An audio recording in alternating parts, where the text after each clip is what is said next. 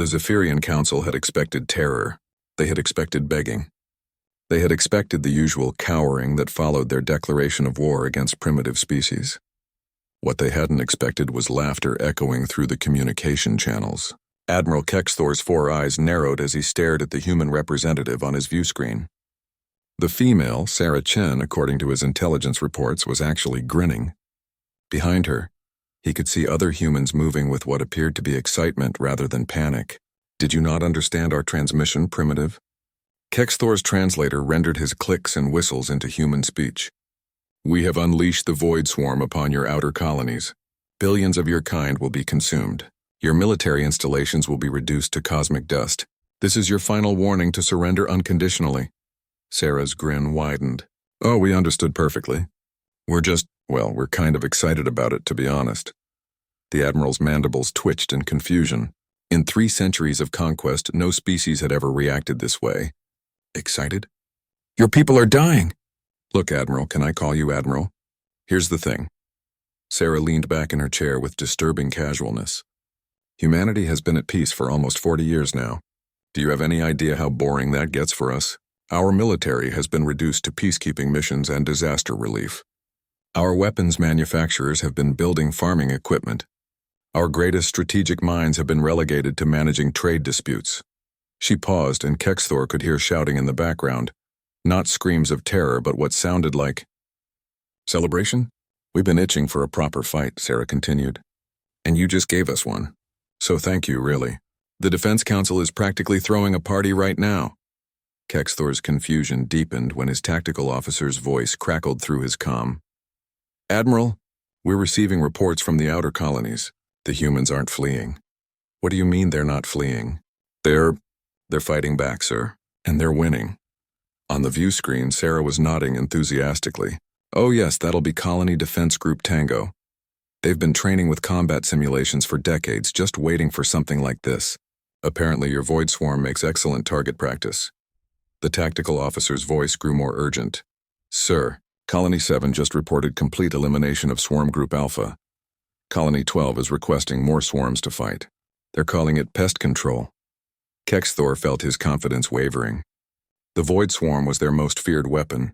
Billions of engineered organisms that devoured everything in their path.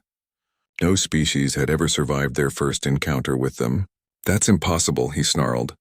"The swarm has consumed entire civilizations." Sarah's expression turned thoughtful. "You know, that's interesting. See, we have this thing on Earth called locusts. Swarms of insects that can devastate crops and ecosystems. We've been dealing with them for millennia. Your Void Swarm? It's basically just space locusts. We have entire departments dedicated to swarm elimination." She gestured to someone off screen, and a new voice joined the conversation, a gruff male voice. "Ma'am, Extermination Corps is reporting complete success in Sectors 7 through 15. The boys are asking if we can get more of these things. Johnson says it's the most fun he's had since the Martian ant crisis of '89.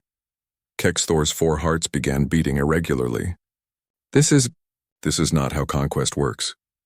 "Oh, about that," Sarah said, her tone shifting to something that made the Admiral's scales crawl. "See, you made one tiny miscalculation. You thought this was your conquest of us. But here's the thing about humans.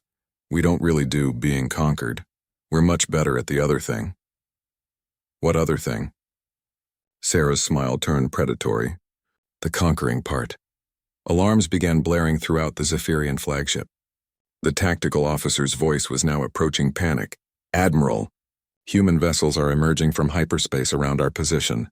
Dozens of them." "Impossible. Our intelligence said they had no significant fleet." "About that," Sarah said cheerfully. "Funny thing about human merchant vessels and research ships, they tend to have very robust defensive capabilities. And weapons.